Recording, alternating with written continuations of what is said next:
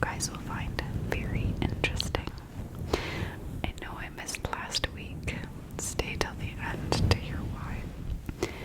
But let's get ourselves nice and comfortable.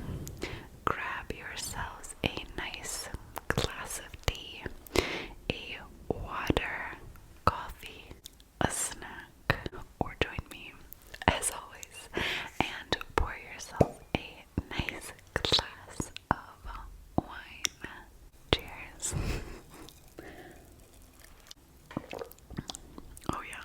You know, homemade wine just gets better the more that time goes on, I swear. And every other wine, but homemade, it's more noticeable when you don't just drink every bottle in the first month. Now, shout out to everyone who requested this video.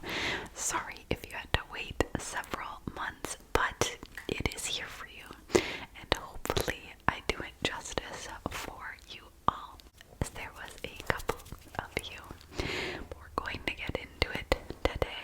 I have a couple of things to film tonight, so my next few videos I might seem tipsy. But Harold Frederick Shipman was born the middle child into a working class family on January 14th, 1946.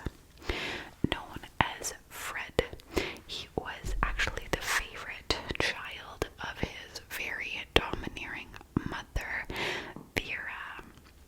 She built him up quite a bit, but was incredibly overbearing, controlling, and pushed him quite hard in his youth. But the two were incredibly close. She had instilled in him early on a sense of superiority, which sort of tainted most of his relationships going forward throughout his youth and adult years, which, I mean, you know, you've met that person that thinks they're way better than you, so this was him, and it left him very isolated and alone throughout his adolescence with very few friends. His mother was diagnosed with terminal lung cancer, and they were quite close, so he willingly oversaw her care step by step as she declined.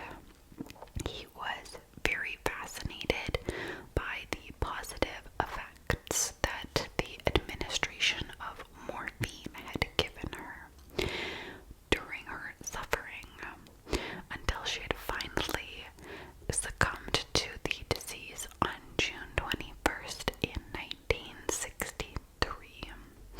He was absolutely devoted to his mother, so her death destroyed him. So he was quite devastated and determined now going forward to go to medical school.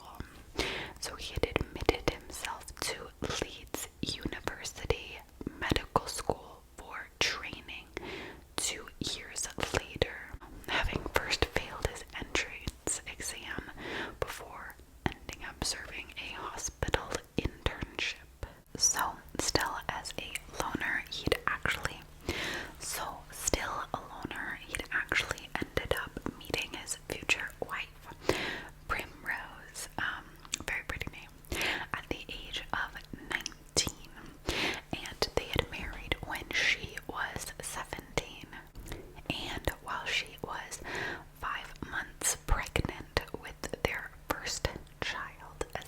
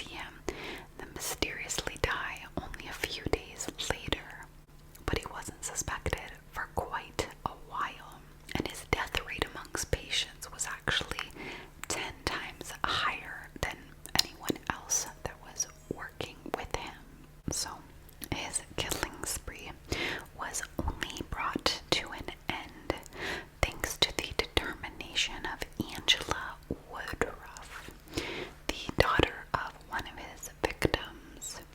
She had refused to accept the explanations given for her mother's death. Her mother, Kathleen Grundy, was an active, wealthy 81-year-old widow whom was found dead in her home on June 24th in 1998, following an earlier visit by her doctor, Shipman. So, Woodruff was advised by him that an autopsy was not required, and Grundy was buried in accordance with her daughter's wishes.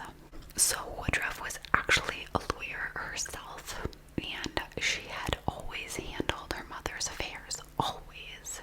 So it was a huge surprise to her that she discovered another will had existed, leaving the bulk of her mother's estate to her doctor. So she was convinced that this document was a forgery and that her doctor had murdered her mother and then forged the will to benefit from her death. So she alerted the police immediately, where Detective Superintendent Bernard Postles quickly came to the same conclusion upon examination of the evidence. So her body was exhumed, and a post-mortem revealed that she had died from a morphine overdose, which was what intrigued Dr. Shipman so many years prior and kind of made him start going down this train. So this was administered within 3 hours of her death, precisely within the time frame of Shipman's visit with her. So his home was then raided, yielding medical records, an odd collection of jewelry, and an old typewriter which proved to be the instrument upon which Grundy's forged will had been produced. It was immediately apparent to the police from the medical records seized that the case would extend further than this single death that was in question. So they kind of looked into his roster of patients and gave priority to the deaths of the victims who had not been cremated and who had died following a home visit from Shipman. So Harold had actually urged most of his patients' families to cremate their relatives to sort of further cover his tracks in case this happened in the future. And in a large number of cases, this was what had happened. They had listened, stressing that no further investigation of their deaths was necessary, even in instances where the relatives had died of causes very similar to the cause of death for a lot of these families. In situations where these questions did arise, Shipman would provide computerized medical notes showing the cause of death. Police later established that Harold would, in most cases, alter these medical records directly after killing the patient to ensure that his account matched the historical records. What Harold had failed to grasp, however, was that with each alteration of these records would come a timestamp by the computer, enabling the police to ascertain exactly which records had been altered. So following an extensive investigation, which included multiple exhumations and autopsies, it was found that most of the dead who were able to be recovered had, in fact,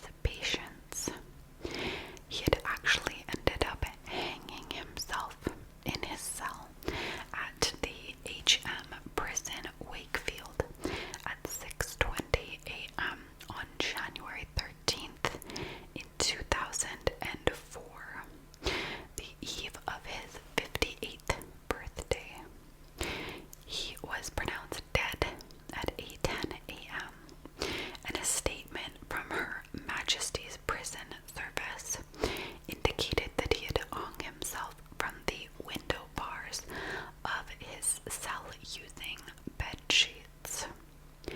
After Harold's death, the body was taken to the morgue at the Medico-Legal Center for a post-mortem examination. West Yorkshire coroner David Hinchcliffe eventually released the body to the family after an inquest was opened and adjourned shortly after. Some of the victims' families said that they feel cheated, that to them, Harold's suicide meant they would never get the satisfaction of a confession from him, nor answers to why he did this, any of it. The Home Secretary David Plunkett said celebration was tempting, stating, "You wake up and receive a call telling you Shipman has topped himself off, and you think, is it too early to open a bottle? And then you discover that no, everyone is very upset that he's done this." His motive for suicide has never been established, though he reportedly told his probationary officer that he was considering suicide to assure his wife's financial security after he was stripped of his National Health Service pension.